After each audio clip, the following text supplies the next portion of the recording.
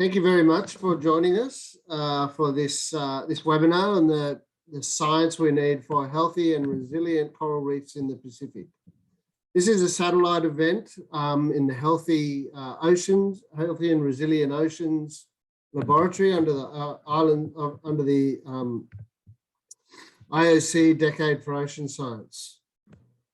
SPREP has recently submitted a project with our partners for coral reef science across the Pacific.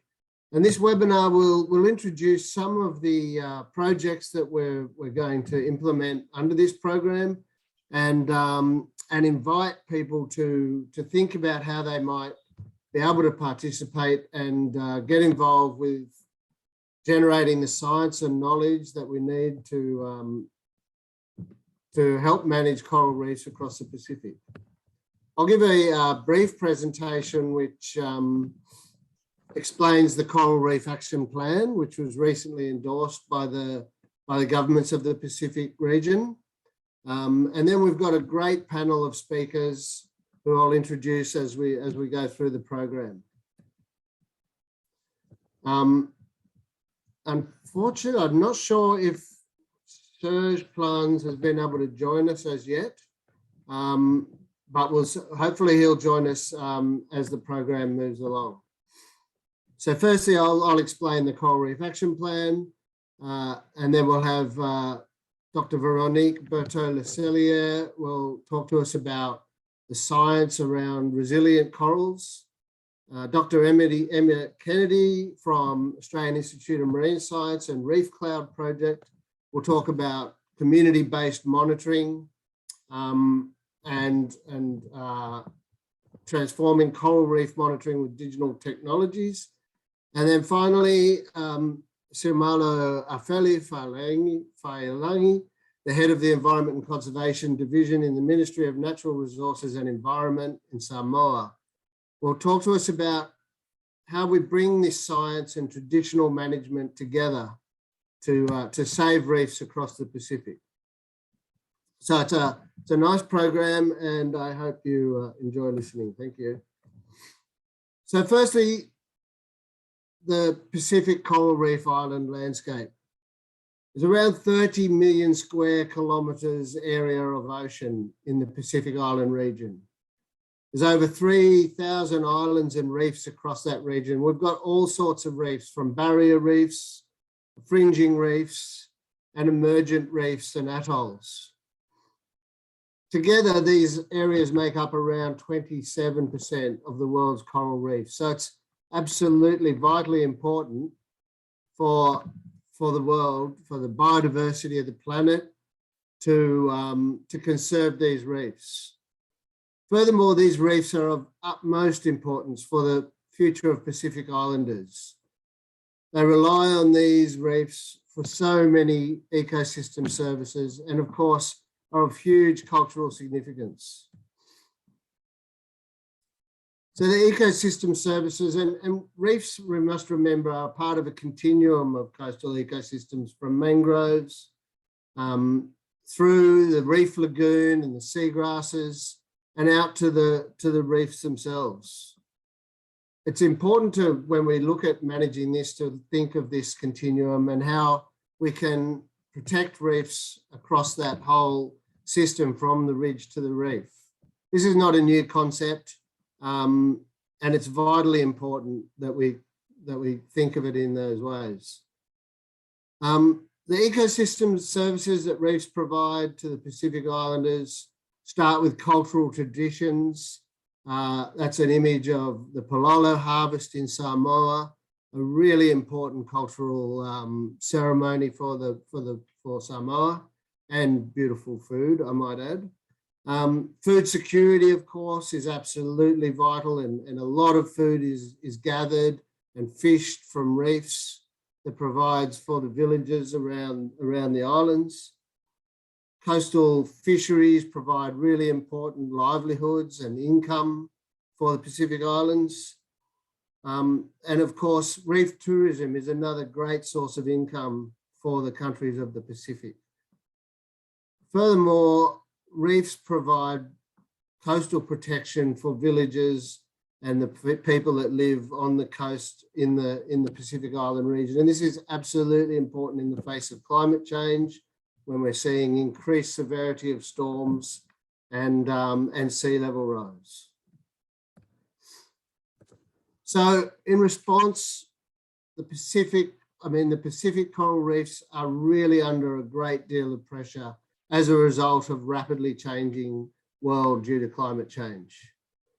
In response to these pressures, SPREP consulted with our members, all the Pacific Island governments, and developed the Pacific Coral Reef Action Plan. The plan acknowledges the good work that's already been done across the Pacific by the governments and the communities to look after their reefs. But what it does do is looks for cross-sectoral and collaborative approach at a regional level to managing coral reefs, which taps into global expertise and financial resources and builds upon these existing efforts. And that's where this decade for ocean science is really important, because this is a great opportunity to bring the knowledge and science that we need to help these communities and governments of the Pacific to manage this huge global biodiversity resource. The plan briefly identifies 8 action areas for which this international and regional cooperation can benefit Pacific Island countries to build resilient reefs for the future. We hope that the science can blend with traditional knowledge, as Ophelia is going to talk about later, and traditional management techniques, and help accelerate action across the Pacific to manage reefs. The first area that's identified is to optimize capacity building. Now, Pacific Islands are struggling to look after this massive resource because they're small economies, small populations, and capacity to manage reefs in this changing world includes bringing the best science and knowledge available to the Pacific Islands. Secondly, the plan identified that we need to foster those traditional practices and knowledge that's already in place that have been managing reefs for thousands of years. As alongside that, we need to coordinate education and awareness and make sure that the young and the young emerging scientists and managers of reefs and natural resources in the Pacific can get access to the educational materials that are needed to help them develop their management. We want to streamline regional and local collaboration. And that's where organisations like SPREP, which helps, and SPC and the other crop agencies can help governments to make sure that they can find the most efficient ways to get these resources to the Pacific Island countries. Of course, conserving habitat and biodiversity is absolutely critical, and that includes measures such as protected areas, locally managed marine areas, and not only that, looking after our catchments and improving water quality and making sure that reefs have the best resilient chance to be as strong as they can in the face of climate change. We need to prioritise habitat restoration. Sadly, the rate of change has led to decline of reefs and other coastal ecosystems. And so habitat restoration, coral gardening, mangrove replanting are all part of the mix. And there's established techniques and knowledge that can be brought to the Pacific to help achieve these goals. And there's a huge interest amongst communities to get involved in this type of work. Coastal fisheries management, of course, is an integral part of reef management. Fish are part of the ecosystem and play vital roles within the ecosystem. Furthermore, of course, the reef provides great ecosystem services to continue the productivity of coastal fisheries. So the two are vitally interlinked. And that requires a really collaborative cross-sectoral approach. Research and monitoring, of course, is the subject of a lot of the talk in this particular webinar, and this is where it can be applied across all of these action areas. There's knowledge, science and research that can be brought to bear to help build the resilience of coral reefs.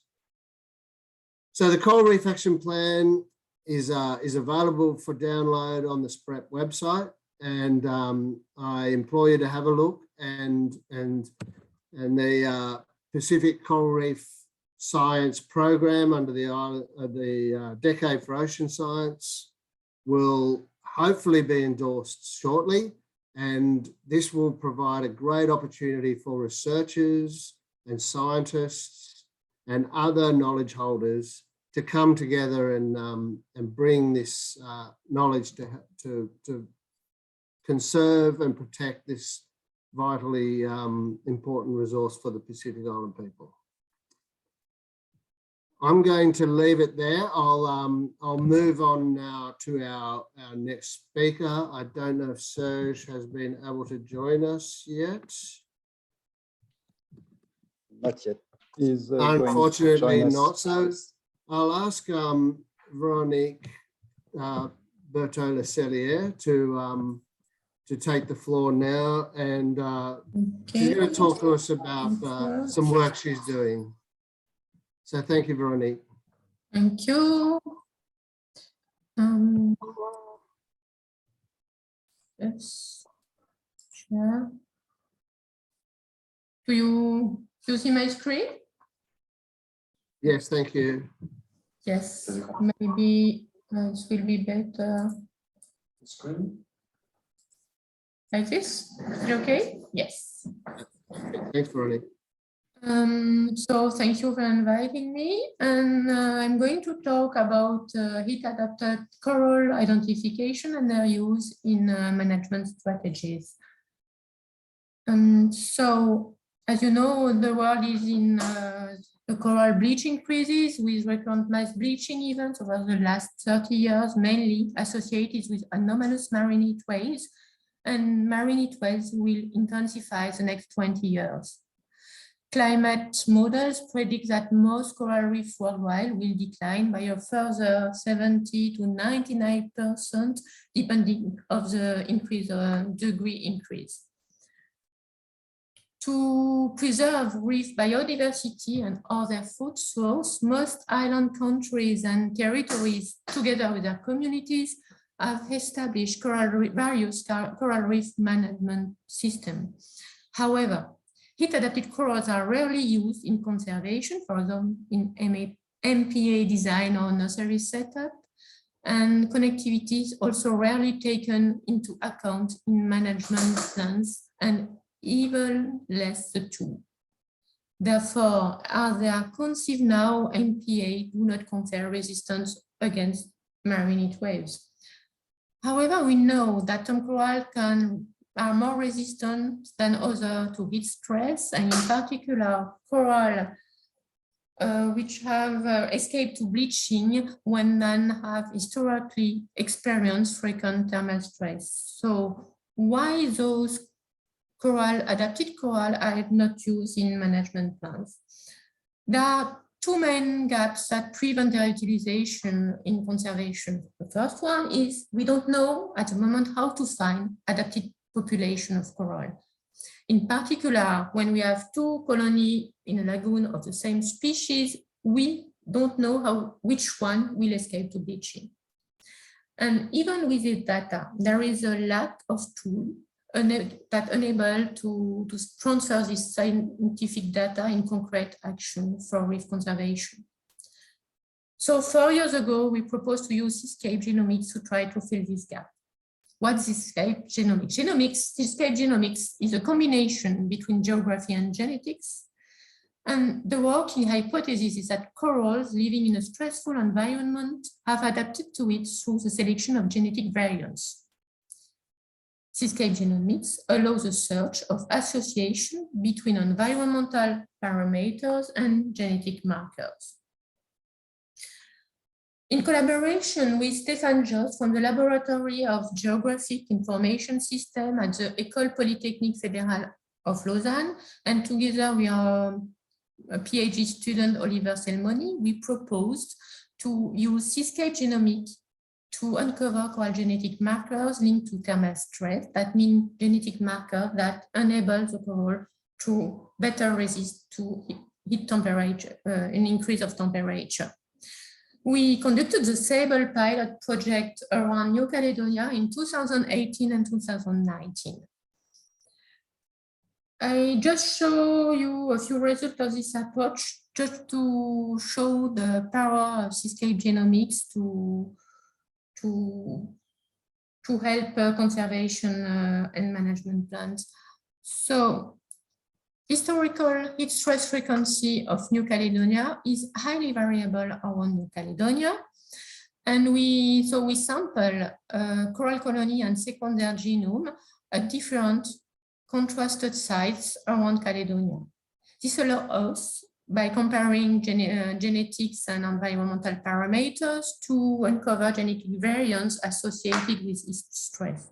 For example, for the coral Acropora millipora, we have the black dot is a genetic variant and is highly frequent when the heat stress are also frequent. The link between the frequency of the variance and the frequency of the heat stress can be translated into an equation. And this equation together with the data of heat stress frequency around New Caledonia, allow us to predict the spatial distribution of heat adapted coral, HACs. Here you can see the map on which is the probability of adaptation against heat stress for coral reef. The green dots indicate a high probability of the reef to heat stress, and the red dots indicate the lowest probability of adaptation to heat stress. Moreover, we know how water moves, the main currents, and Seascape genomics also allow us to estimate the coral connectivity. By combining these two information, we can predict first the predisposition of a reef to send coral larvae to its neighbors. We call that outbound connectivity. And we can also predict the predisposition of a reef to receive coral larvae from its neighbors. We call that inbound connectivity. And the question was then how to use this information to empower coral reef conservation. In summary, this provides three types of maps. The first one represents the probability of adaptation of the reef around New Caledonia. The second one, their inbound connectivity, and the third one, the outbound connectivity. And on all these maps, the green dot is represents the highest probability, and the red dot the lowest probability. Taking that into account, if you want to design an MPA to optimize the protection of HAC heat adapted corals and to maximize their dispersal, you have to find a site with a high probability of adaptation to it, for example, so green dot here, for example, and also to combine this with a high outbound connectivity here with the green dots here. Concerning transplantation and coral nursery, we need a site with a low probability of adaptation. For example, the red dots here on Nifu Island, and also this site exhibit a low inbound connectivity. That means that this site receives very few propagules for the neighboring reef. And then the transplanted coral has to come, of course, on site with high probability of adaptation to it. And the closest the donor site is to the recipient site is better. And so, for example, here we can take colonies from issue from the Uvea Island. The restitution of the Sable project led to the formation and the creation, yes, of the ManaCo network. It is an international network of reef scientists, stakeholders, policymakers, and local communities. And the aims of the network are the exchange and sharing of technical expertise, the education and dissemination of information, to enhance the linkage between researchers and communities, and to boost joint financial application. At the moment, the ManaCo network have members from 17 countries all over the world, most of them being in the South Pacific. Among the tools developed to better transfer the scientific data to management, we developed the digital reef adaptive potential evaluator web application, the DWAPO web application. If you want to know more, you can have a look on ManaCo website, and there is a link to the tutorial for this web application. But very briefly, this application allows for a given reef to get information on its adaptive potential of coral against stress, for example, but also on its outbound and inbound connectivity. And more importantly, this web application allows to draw an MPA, for example, where you want, and according to its localization and size, if you compute, you can see the effect of this MPA on the neighboring reef, for example, in terms of larval dispersal. During the meeting, we also discussed the fact that even if oceanic currents drive transboundary migration of marine life, such migration are mostly overlooked by national and local conservation plans. Even if the best investment for preserving the reef on one country sometimes requires the protection of a reef of a neighboring territory. Our goal is now to work at a regional level with synergistic management strategies.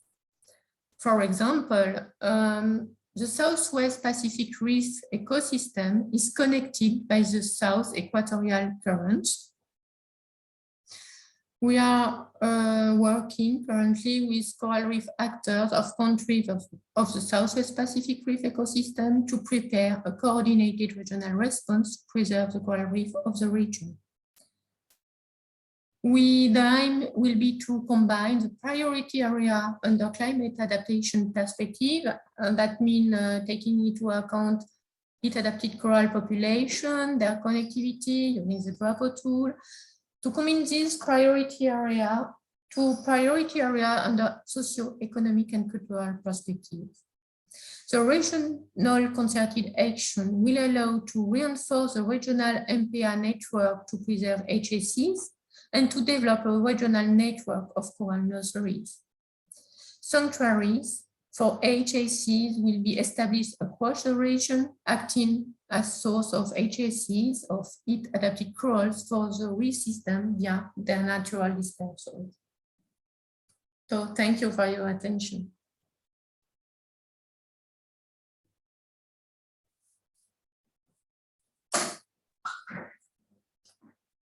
Thank you, Veronique.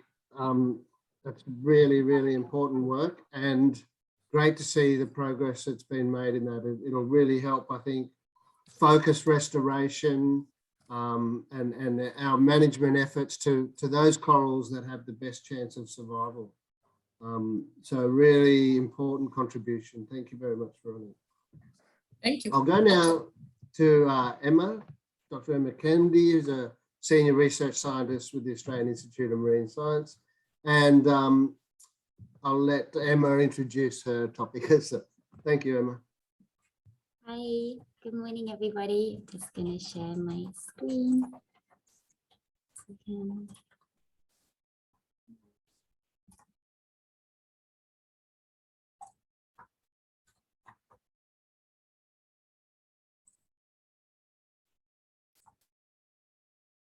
So is that working now? Thank you. So thanks, thanks everybody. Yes.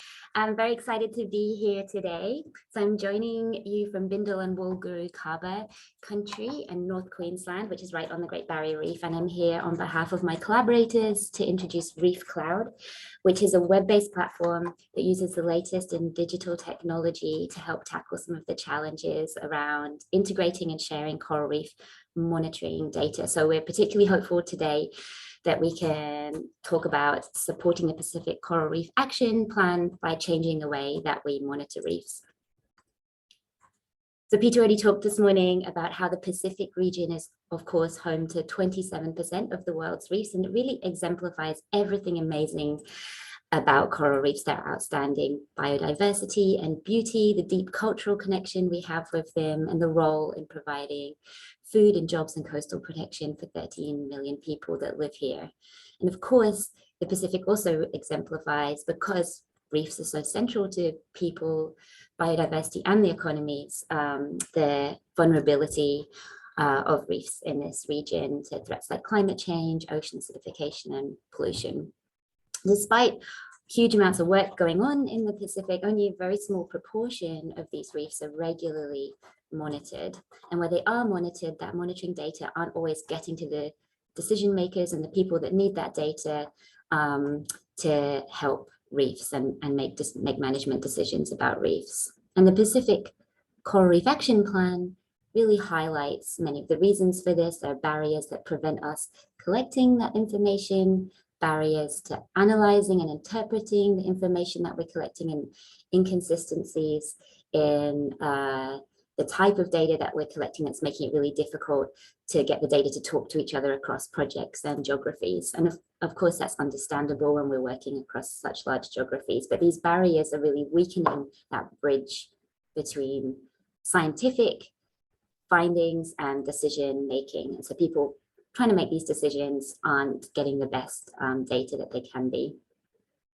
At the very same time that we're facing all these barriers, we're also living in an age of technology with smartphones and imaging data, meaning that tech's becoming much more available to all of us. We're all more connected than we ever have been before. We're capturing much more information about our world, photos on our phones to satellite photos. And if we can use this data smartly, we can help gain insights into how the world's working, which can help improve the environment and our lives. So there's real global benefits to a lot of these technologies. So the question is, can some of these technologies help solve some of the challenges that we're facing around monitoring reefs? So the ReefCloud website exploits some of the latest in digital technologies to help us improve monitoring. So ReefCloud was developed here at the Australian Institute of Marine Science in partnership with a number of Pacific Island science collaborators. And the idea was to share some of the technologies developed here at AIMS for our own long-term monitoring on the Great Barrier Reef with partners facing similar monitoring challenges in the Pacific. And so essentially the platform's using three different innovations. The first one is using cloud-based computing to help store, organize and manage data, specifically photo data, to create a big repository for reef photos. The second is about using artificial intelligence to help speed up extraction of biological information from those photos. And the final, and probably the most exciting innovation, is that ReefCloud is then using the latest in statistical modeling techniques to take all that biological data from across lots of different projects and lots of different geographies and integrate it so it can be displayed and shared and it's accessible to the people that need it. And so what I'll do is I'll talk through each of those three innovations in a little bit more detail, and I'll try and give a case study as well of how it's been working for us so far. So the first thing that I mentioned is that ReefCloud manages and stores vital information about reef health through the use of photos. So at the Australian Institute of Marine Science, where I work, we've been monitoring the reefs since the year I was born. So we go back to the same 127 reefs each year, and we gather information about the coral species and fish and everything else that we see there. And it's become one of the most comprehensive data sets on reef condition in the world. And the insights that data help us understand about the Great Barrier Reef is helping us do a much better job in Australia of managing and protecting the reef, meaning that the Great Barrier Reef is held up as one of the best managed reef systems on the planet. And of course, over the years, we've evolved the way that we collect this data. So when I started out as a marine biologist, we used to go down with pen and paper, and we used to write down observations about what species we saw. And now, like many organizations, we've shifted to using digital cameras. And cameras, of course, can collect even more information than a human. We don't have to rely on trained experts in the field anymore, trained taxonomists, and so we can send bigger teams out. And there are a lot of advantages of using digital photos to capture information about reefs. It's really revolutionized the way we record information. There's a large number of advantages.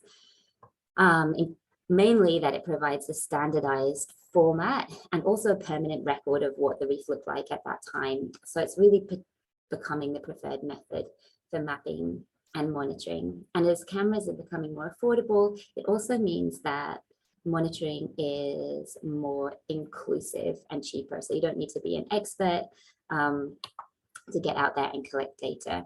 And this is a big advantage for us in Australia, because digital photography means lots of other groups that haven't been involved or that are already collecting information on the Great Barrier Reef. We can start to integrate and include their data to gain better insights. And so AIMS aren't the only people working on the reef with a government organization, but there's tourism operators out of Cairns, there's Indigenous science groups working along the reef, and there's ranger teams and citizen scientists, and they're all out there. And up until now, we've been collecting data individually. When we collect photos for AIMS, we bring them back and store them on our computers here in the office.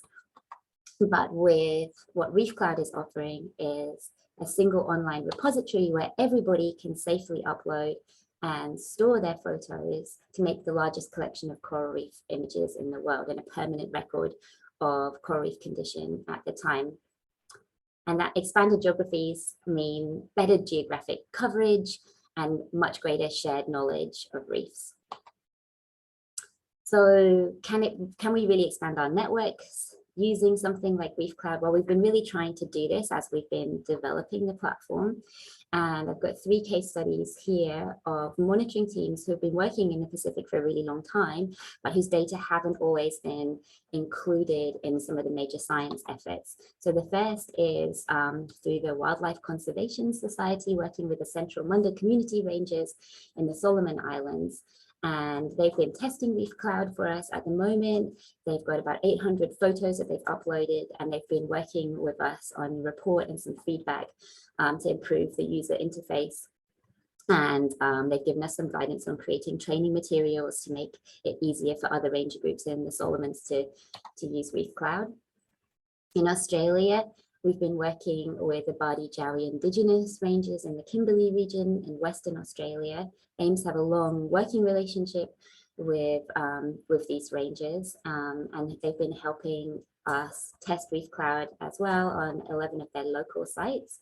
And the feedback that they've been giving us is that having ownership and control over those photos is a real benefit to them. So previously what was happening with scientists were coming into the area, they were taking photos and then they were disappearing again, whereas ReefCloud gives them access all the time and ownership over the data in their project. And the final example is a slightly different one. So obviously not all countries have a dedicated government-funded monitoring program like in Australia.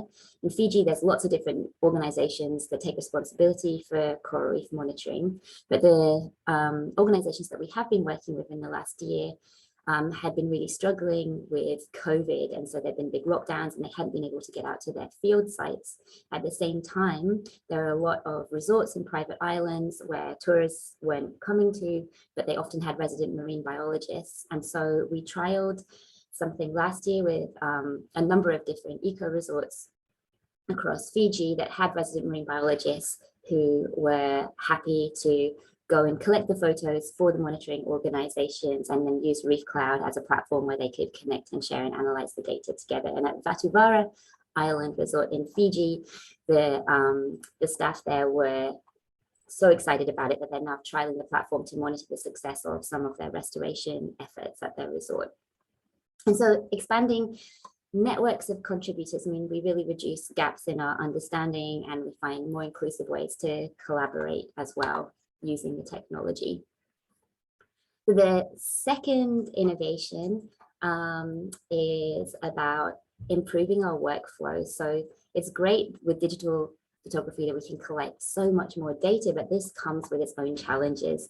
So when AIMS moved to use photos, we were collecting 10 times the amount of data that we previously were, but that came with its own data analysis challenges because we had to take those photos back to the office and then sit and go through the data and through the photos and manually classify all the different species that we could see in the photos. And this was taking us about 10 minutes per photo, which meant that actually we were spending several months analyzing photos, which meant that this delayed extracting the information that we needed.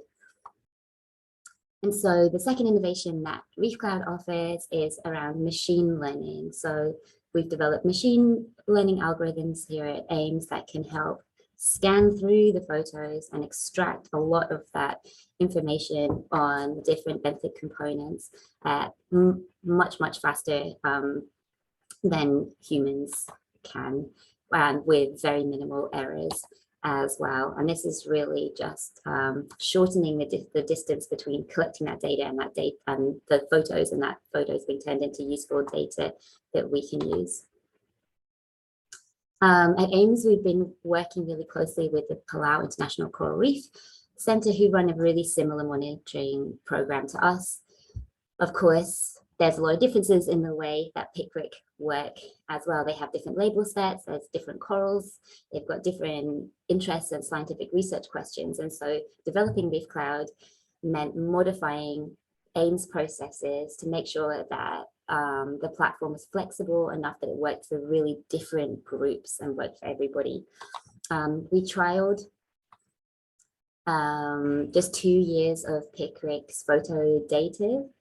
They've got 23 sites that they monitor regularly, which meant uploading 25,000 photos into ReefCloud. So normally their data processes are the same as at AIMS, and marine biologists would sit and they'd go through each of those photos manually, and they pick out 5 points on each photo and identify what was underneath them. And that would be taking Uli or Christina, who is the equivalent of me at PICRIC, sometimes months and months of work.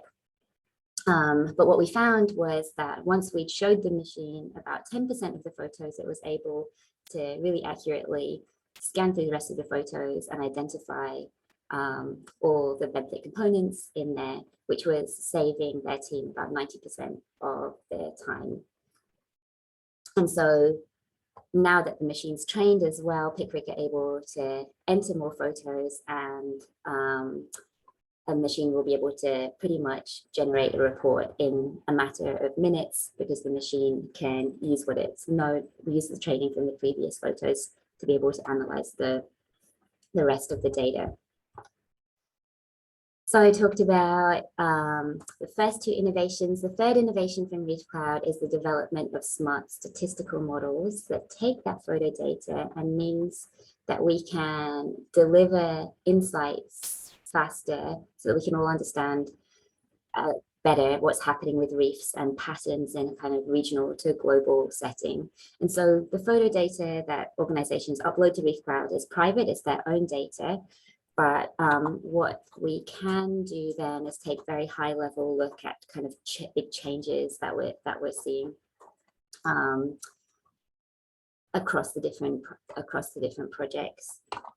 This is coming. So this third innovation is really the most exciting one yet, because there's platforms like CoralNet that already exist where you can store and manage photo data and analyze it. So up until now, ReefCloud's not offering anything super new, but this is the part that we're hoping to launch soon. So you can see here, this is the Palau data, and you can see you can have that mapped across the region and integrated and look at environmental covariates, so things like cyclones and temperature changes, to try and understand what's driving the changes that we're seeing, so we have a much better idea of how reefs are changing and why. And this is, look, the innovation here is that traditionally organizations like the Global Coral Reef Monitoring Network are reliant on people emailing in their data and then that all being manually synthesized, which is a really like task heavy, computationally heavy process. And by automating it, we're hoping to get faster insights. I can see Peter because I probably talked for too long, so I'll just wrap up. I'll wrap up there pretty much. Just that we hope that the Pacific Coral Reef Action Plan, specifically Action Area 8, which is about monitoring reef health, can be supported by ReefCloud. So we really just see it as a tool with these 3 innovations, helping link the data providers in the Pacific with the data users, the decision makers. We'll be launching ReefCloud at the Our Ocean conference next month on the 12th of April. There's, of course, a lot of collaborators involved in helping ReefCloud, and we're really interested in people reaching out and giving us feedback and trialing it as well. We're just introducing Manuel Gonzalez. He's the project lead, so if you had more questions about ReefCloud, he would be the person to contact.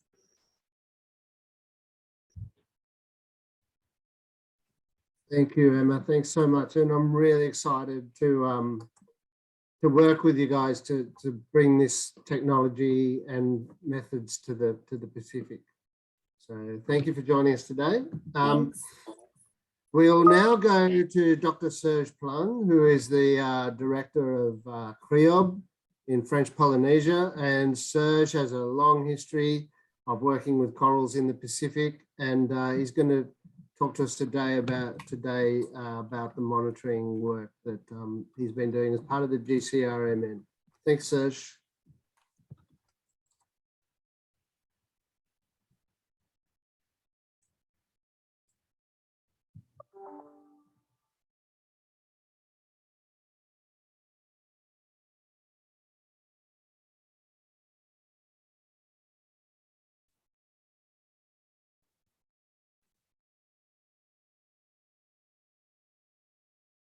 I can see your slides, Serge. If you are ready, please unmute yourself and take the floor.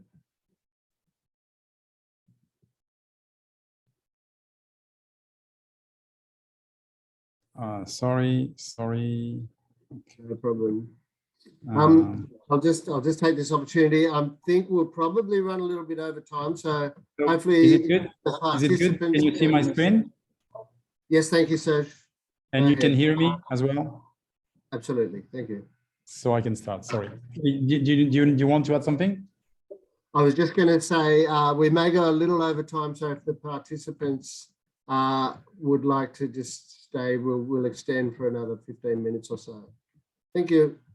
Thank you, Pete. And then thank you for giving me the opportunity to present the work that has been done through the GCRMN to look at the status and trends of coral reef in the Pacific.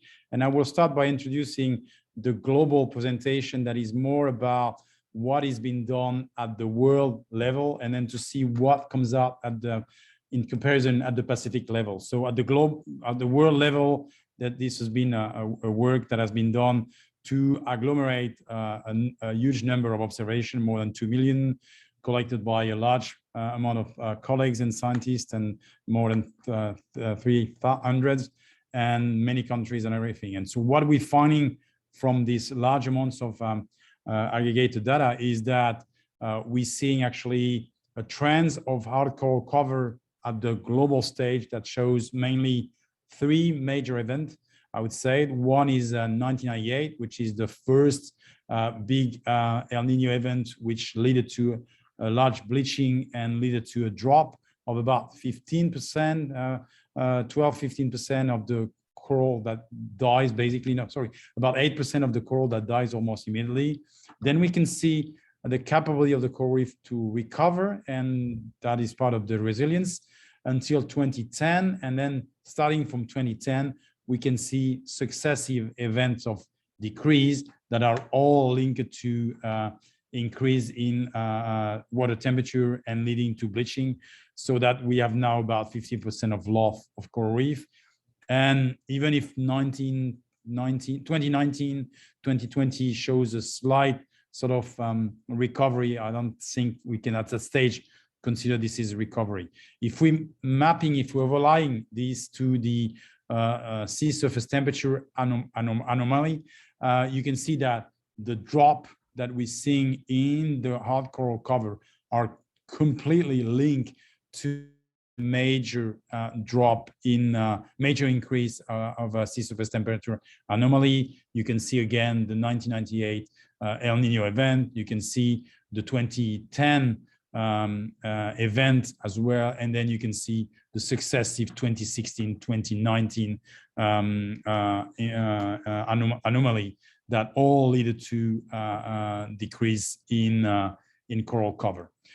So this being the situation for at the world level, it is interesting to understand what about the Pacific? What has been the variation at the level of Pacific? Is the Pacific shown the same trends, or is the Pacific showing a different trends? And I will go now into a description of the Pacific itself, so the Pacific region. So the Pacific region is about 27% of world coral reef. It's characterized, it includes about 17 countries and about 13.5 million of people, on which there's about 9 million living just in Papua New Guinea. The map that you have here, it shows the distribution of the different area that we have considered, sub-region that we have considered within the Pacific, that is numbered from 1 to 7. And if we're looking at those 1 to 7 sub-region, you can see that they have very different reef area and percentage, and you can see that clearly there's about 29 and 30% that are just for Tonga, Fiji, Vanuatu, New Caledonia. On the other side, just another 30% that are for the Papua New Guinea and the Solomon Islands. So this is where the major area of coral reef are in that region. That is being described for the Pacific. If we're looking now on that region and the type of data that we have data for 15 of the 17 countries. We have about 4,000 sites for which we have data, which is about 30%, even a little bit more, of the overall data set of the world GCRMN. And we have a lot of observation, about 500,000 of observation. That is about 45% of the entire data set. So, and long series with series that goes up to 29 years. So it's clearly we can say that despite the Pacific, it's really spread, despite the Pacific is made of I would say the numbers of islands, you can see that it represents about 27-28% of the coral reef, but we have about 45% of the data that comes from the Pacific. So it's pretty well documented in a sense.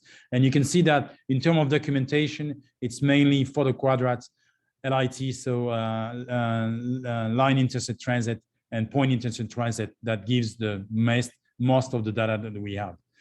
In terms of data, and looking at the evolution of the hard coral cover, we see something that has some similarity with the world evolution.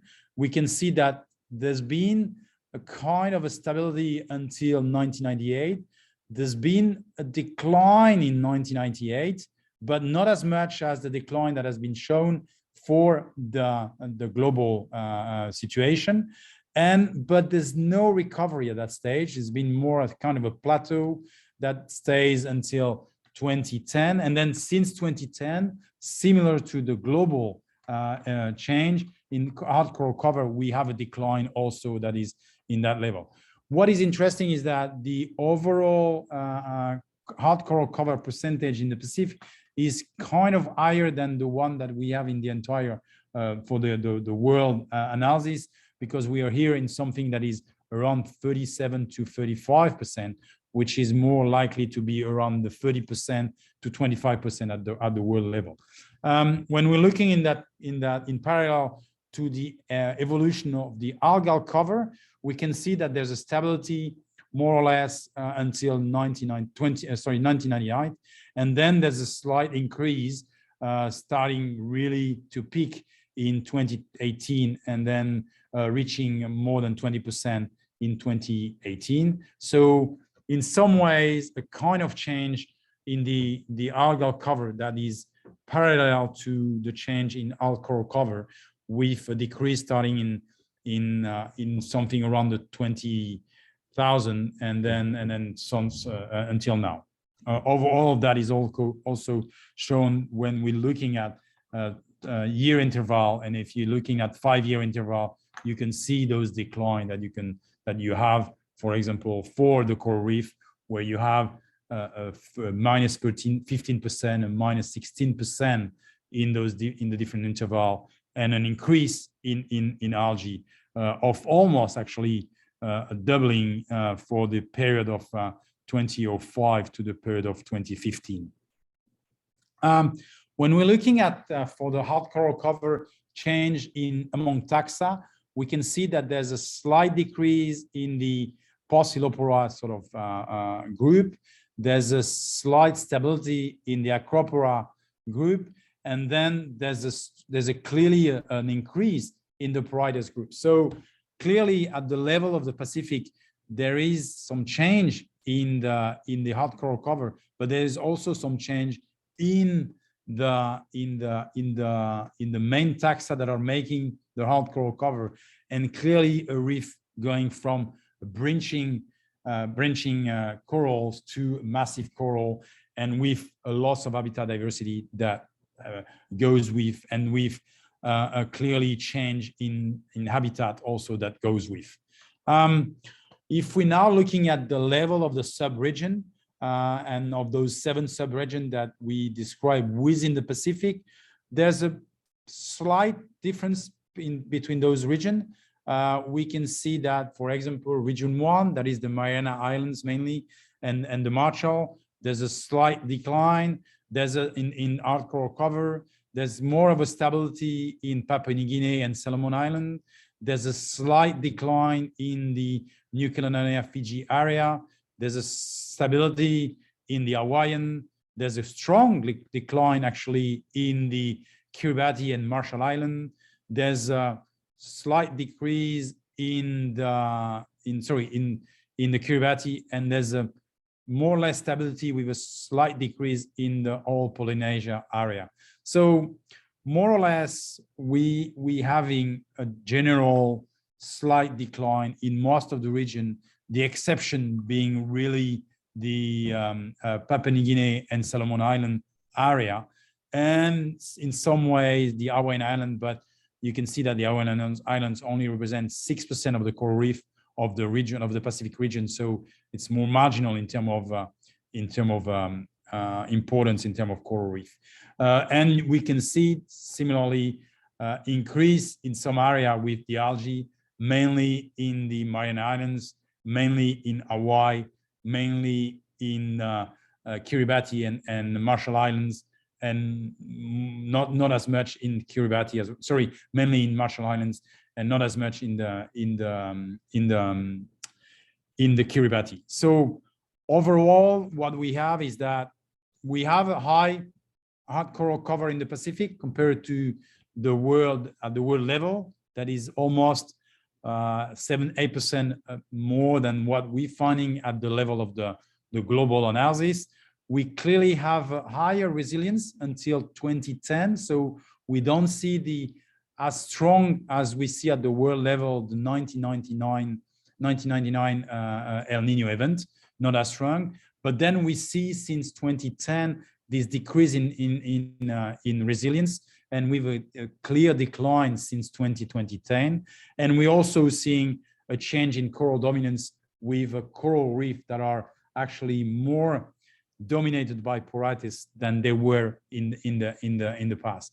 What's future for that? It's a little bit too early to answer yet. It will be interesting to see what is happening in the next 3-4 years, if there is or if there isn't sea surface temperature anomaly to see if the slight recovery that we're seeing in between 2019 and 2020 is still on the way, or if that is just because of lower abundance of data on that 2019 data, because it was the last year we were able to get data, and also to see whether the pruritus trends remains the same. But I think that within the next 2-3 years, we'll have a better answer about what is expected for coral reef in the Pacific, and according to what is expected, then what will be the consequences for the for all the users and all the ecosystem services that provide coral reef to the local society in the Pacific. So at that stage, I will stop with that, and then another view about the trends of the coral reef in the Pacific. Thank you, David. Peter, sorry. Thank you, Serge.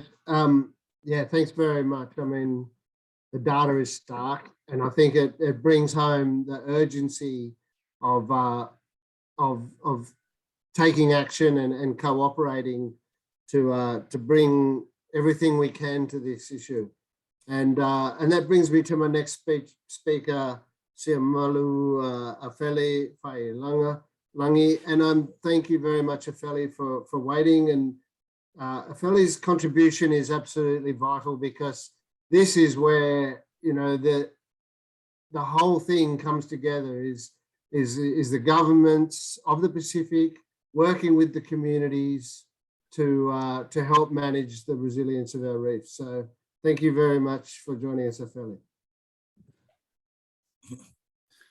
Thank you very much, Pete, for that introduction. Thank you, colleagues. With previous presentation, I can see great work has been done through research and science advancement in order to help with our conservation efforts to save our reef. In my presentation, I would like to share with you all Samoa's experience and how we see the importance of science and traditional knowledge to come together, so that to help with our conservation efforts, especially at the community level, to save our reef.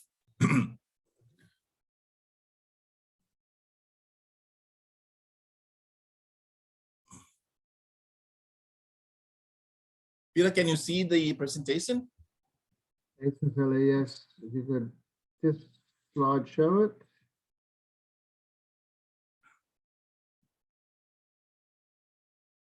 Okay.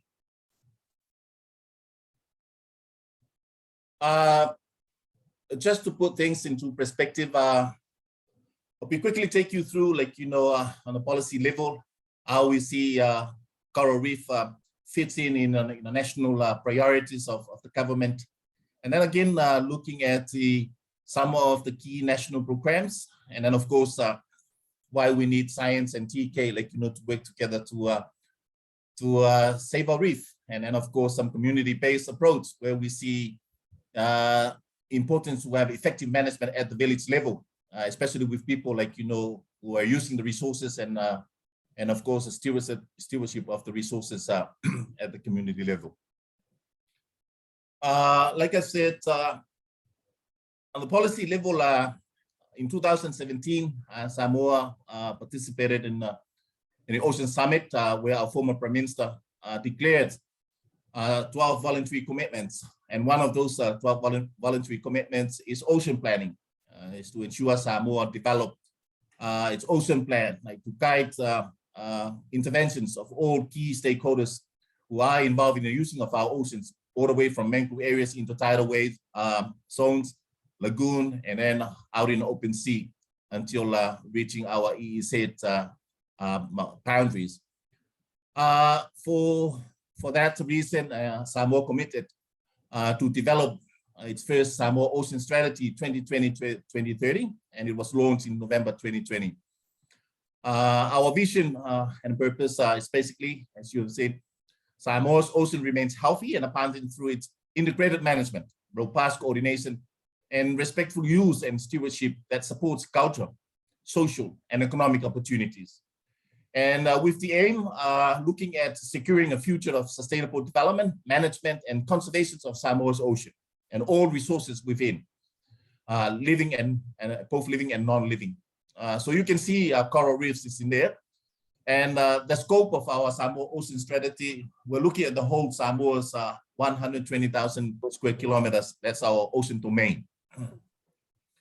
Sorry to interrupt, Ophelia. We're not seeing your slides progressing. We've just got the overview and not the slideshow there. I wonder if you could maybe look at the other screen or.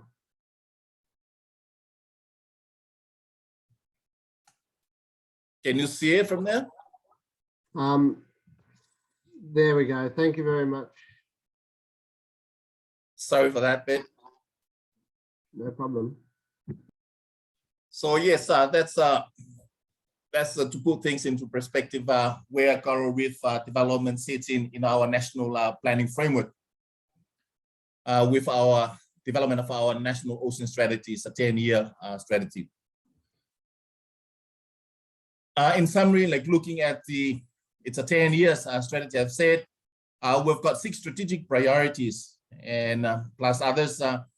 And one of is the third one is dealing with research and data collection.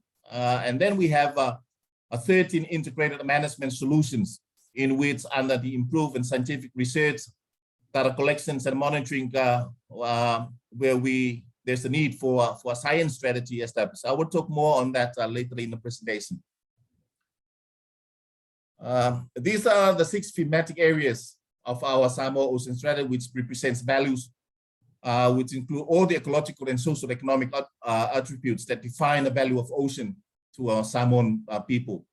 And as you can see, out of 6, we've got like 4 at least, looking at species of special interest, marine coastal ecosystem and species, the food security, of course, and then ocean knowledge. It's really interesting to see our colleagues are presenting their research, advancing science in a way to help inform decision making and also like, you know, how better that we can collaborate and work together to save our reef. But also, like, you know, we do have identified threats, you know, as we have 6 key threats. Out of those 6, when you look at the 4th one, the knowledge and data, we have identified clearly the limited integration of traditional knowledge. And then again, with climate change as cutting across development sectors, of course, there's a coral erosions and coral bleaching there. So this is some of these threats that we need, like, you know, to address. And through addressing those key threats in our SOS, there's an integrated management solutions. We have identified 13 of them. And under the research and data collection, we've got like integrated management solution to improve scientific research, data collections and monitoring. Again, if you look into the awareness and capacity building, we have identified strengthening effectiveness of coastal management using traditional knowledge, innovation, and marine science. In terms of our national programs, allow me please to indicate to you that on the legislations and policy strategic plans level, we do have our environment management conservation bill that's in final stage. Also with CITES bill as well, like looking at trading, regulating trading, like, you know, with regard possibility of trading our endangered species, for example, and their products. We also have genetic resources, access and benefit sharing bills. It's also in final stage. And of course, our national waste management strategy already developed. The same with the national invasive species management strategy. And then of course, the community ecosystem and conservation areas management plans. As you have seen, we've got marine protected area management plan for the whole of Lipata district. And that is current at the moment from 2020-2025. Then we also have ecosystem, mangrove ecosystem management plans, several villages around both Upolu and Savai'i Islands. So these are really key, like, you know, where communities identify, like, you know, their key priorities, issues, key priorities, and how best that we can work government with communities to address some of these issues. In terms of research and monitoring surveys, this is the area where we can see a very big gap And there's a high need and greater need for further research and monitoring to address some of these gaps identified in order to help our coral reefs. Again, perhaps we're looking to lack of relevant skills available in country, capacity building, and of course, expertise, which is why it's very interesting to see some of the progress and updated as our colleagues presented today, like Veronique, Emma, and Serge, on some of the work's been done, like, you know, on coral reefs. Hopefully, there would be an opportunity for some more. In terms of ecosystem monitoring and restoration, yes, of course, we've got a list of ecosystem management conservation areas plans, both on the district level and on the village level, where village community express their interest to work with the government so that we can address some of the issues with regard to lagoons, the coral reefs, and in particular, some of the key ecosystems like mangroves and seagrass. For the Marine Spatial Planning Program, we do have, currently we do have undertake the Marine Spatial Plan for Samoa as one of the integrated management solutions identified in our Samoa Ocean Strategy. This is made available and made possible through funding from the EU under HG CCA program that we work in partnership with IUCN and the Ministry of Natural Resources and Environment. Basically, it's an opportunity providing highlights the significance of our marine spatial planning for sustainable development, and of course, better use and wise use of Samoa's ocean resources so that avoiding competing.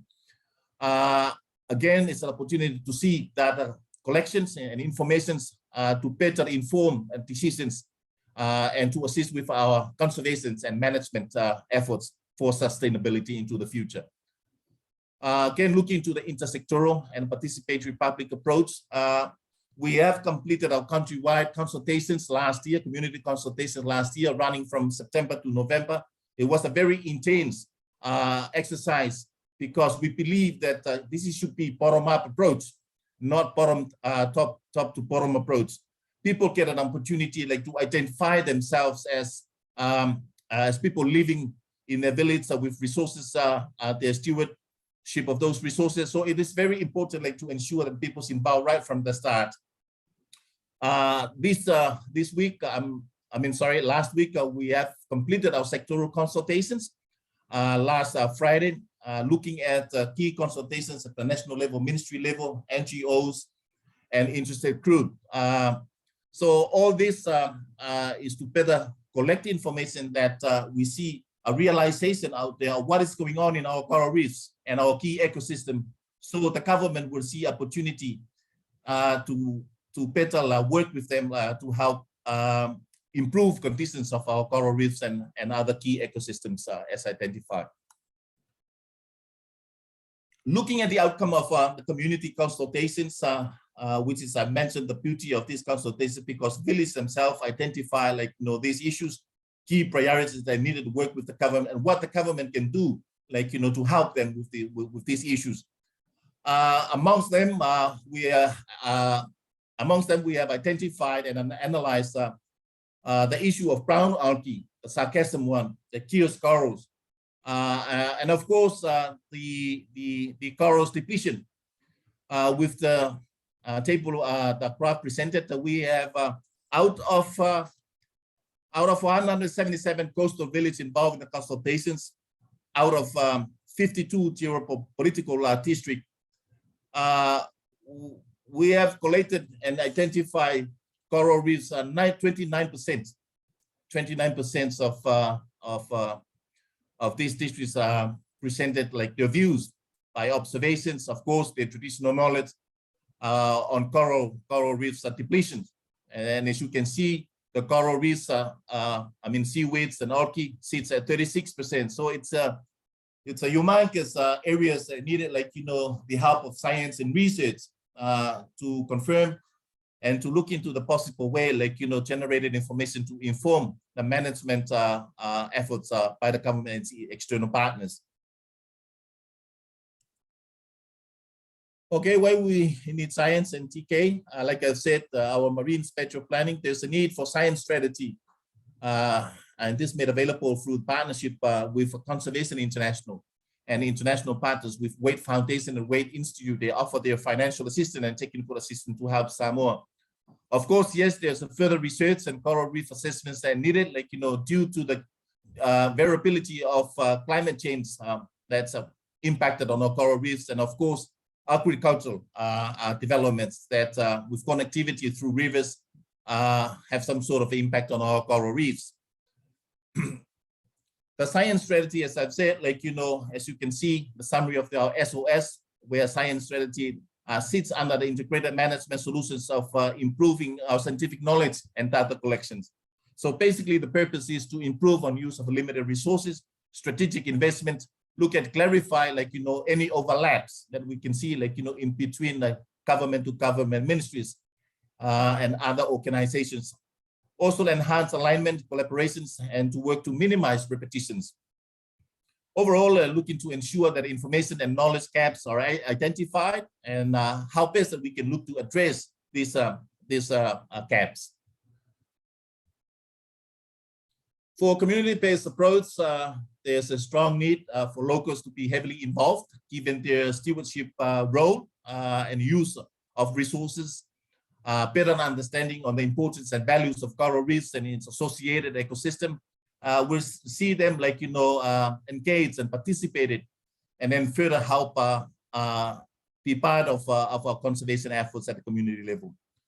The importance of traditional knowledge to guide and strengthen our collaborations on research, and then, of course, looking into optimizations of available funding mechanisms through available project or opportunity present to Samoa. For example, in the case of Backrest project, regional project, Pacific Resilience project, where we're now working with SPREP, like, and Peter, like, look into the key implementations of some conservation and ecosystem restorations program, where it's central, like, to people approach.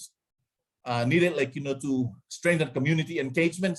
In that way, we're looking to maximize the traditional knowledge use to inform collaborations with research. Again, strengthening grassroots participations and engagement, and then making sure that they are the ones who lead. Do not depend on the government to come in and they start working. Otherwise nothing's going to happen and no real impact on the ground. But take ownership of resources that they rely on and take a lead will make a big difference in that regard. Also, the government provides the technical support and facilitate external opportunities where we can see, like, technical and financial assistance coming in, so that we can be able, make us able, like, to work with our community to address some of these key issues affecting our corals and associated key ecosystems. Yep, to save our reefs, I think there's a need, strong collaborative efforts in science and research with traditional knowledge integration. There's a need to engage communities, fully engage, to take ownership and fully participate. In that way, we can see, like, them coming to assist, because after all, we work for the government and then we're coming back here to work in the office, but they are the ones who are living and staying there, like, at the community level and village level. So it's important for them to engage right from the start, better understand and see where they can help, like, in all these conservation efforts. And of course, looking into the synergistic approach, looking at global priorities and conventions where Samoa is signatory to, looking at our regional approach, as for example, like we've got a Pacific Coral Reef implementation plan, and then how this can be fits in well in our national capacity and development. So that all this can be mainstream or can be, like, put through, like, to reach our local levels. And then, of course, all this can be made available through availability of resources, both technical and financial. So this is it from me, like, just an opportunity to share with you our Samoa experience and how we see the importance of science and the traditional knowledge integrated into it, so that we can better inform, help with our decision making, and of course our management efforts. Thank you very much for the opportunity.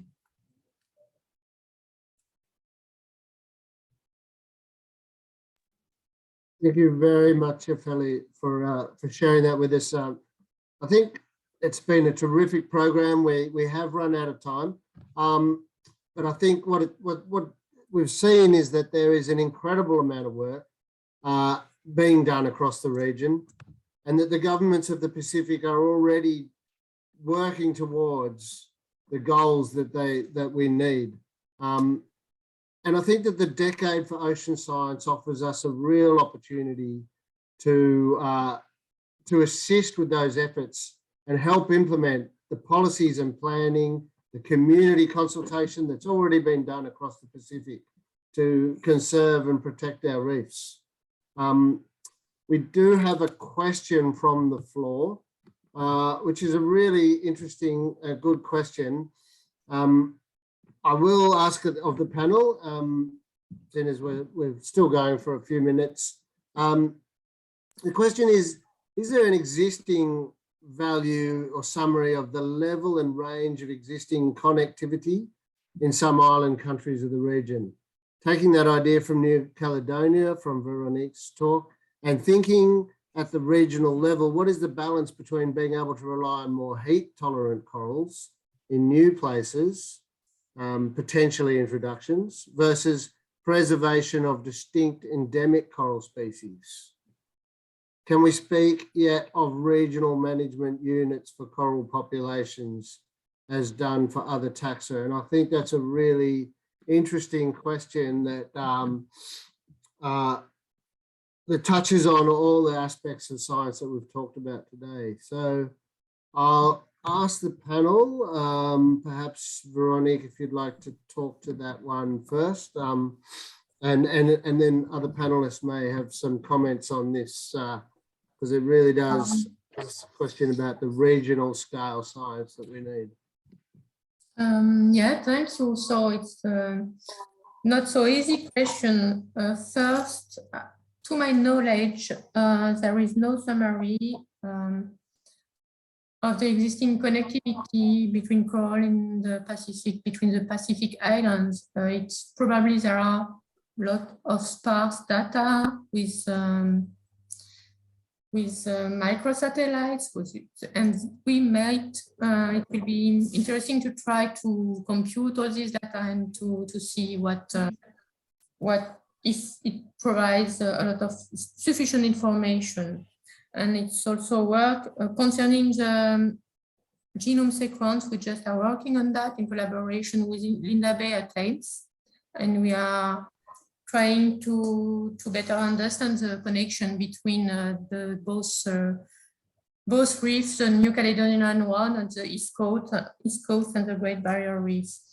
And so, but through our approach, I think we'll have soon more information when we'll have sequence from corals genome, when we have soon, hopefully, second genome from various islands of South Pacific.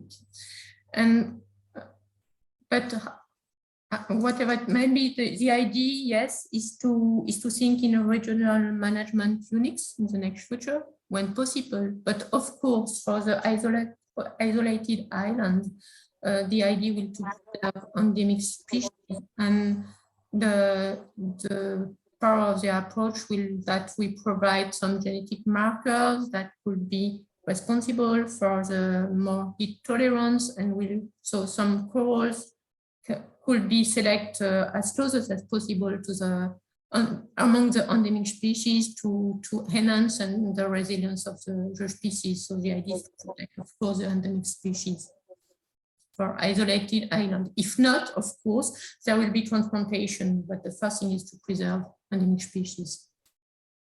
Thanks, Veronique.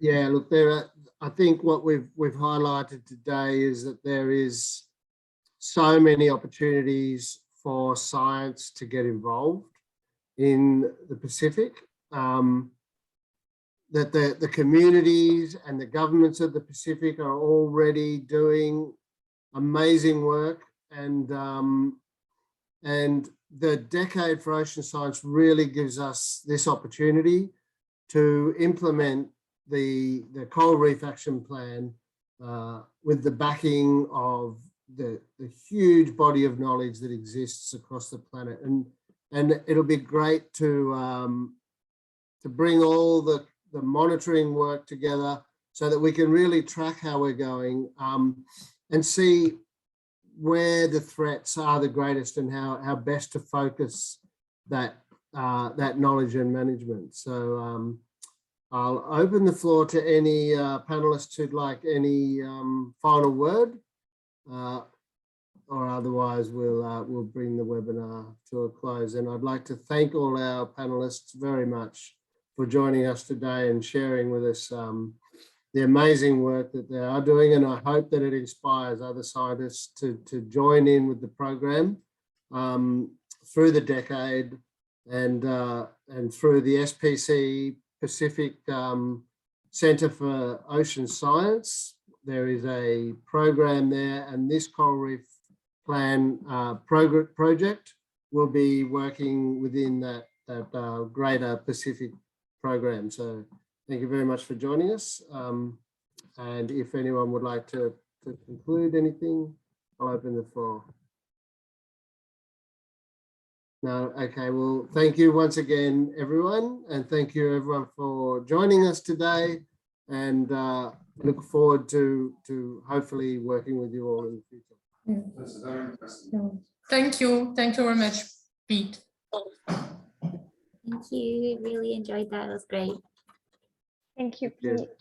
Thank you all. Thank you very much. Goodbye.